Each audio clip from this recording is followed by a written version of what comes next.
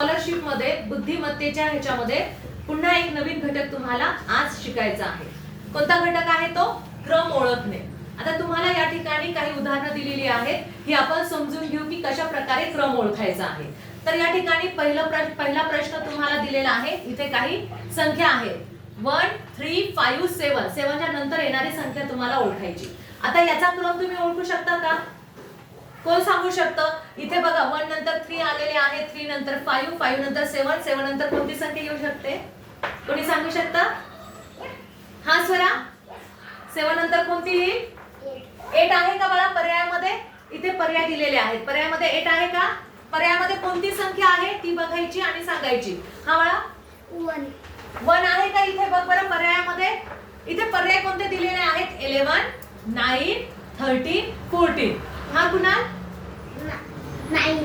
कोणती संख्या दिलेली आहे? इथे पर्याय कोणता दिलेला आहे?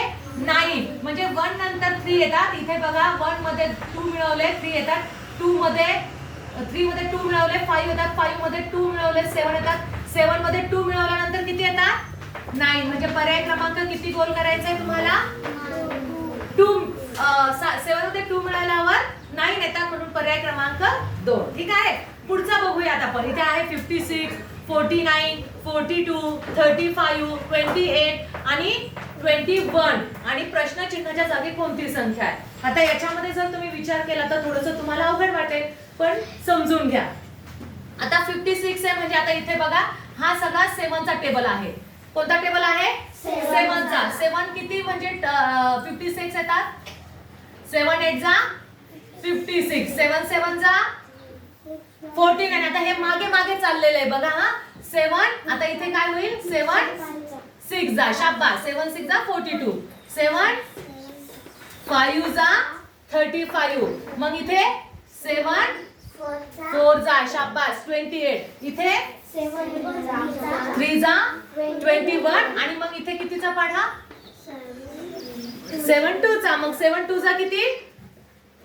7 2 जा 14. म्हणजे किती नंबरचा पर्याय येईल? 2 नंबरचा पर्याय आहे. त्याला तुम्हाला गोल करायचे. आता पुढचं उदाहरण बघा. इथे आहे 13 24 35 46 57 आणि इथे आहे प्रश्नचिन्ह. मग प्रश्नचिन्हाच्या जागी कोणता पर्याय येऊ शकतो? खाली पर्याय दिलेले आहे 79 69 68 आणि 63. मग आता याच्यामध्ये कसा विचार करणार? इथे तर तुम्ही बघितलं 7 चा टेबल आहे. इथे आहे 2. प्रत्येक संख्येच्या मध्ये 2 मिळवले म्हणजे पुढची संख्या मिळते. मग याच्यामध्ये काय असू शकतं बरं? या दोन संख्यांची बेरीज 3 अधिक 1 किती होतात? 4. 4 प्लस 2 6. 3 प्लस 5 8. बघा 4 6 8 पुढे किती येतील? इथे 10 येतील. 6 प्लस 4 10. इथे पुन्हा 2 चा फरक म्हणजे पुढे चालतील. आता बघा 7 प्लस 5 12. मग इथे पुढे कोणती संख्या येईल? 12 मध्ये 2 मिळवले म्हणजे 14. म्हणजे कोणत्या दोन संख्यांची बेरीज 14 येईल बरं ह्याच्यामध्ये? कोणत्या दोन संख्यांची बेरीज? 79 69 की 68 की 63? 68. 6 प्लस 8 या दोघांची बेरीज किती येते? 14. म्हणजे किती नंबरचा पर्याय आहे? 3 नंबरचा पर्याय आहे.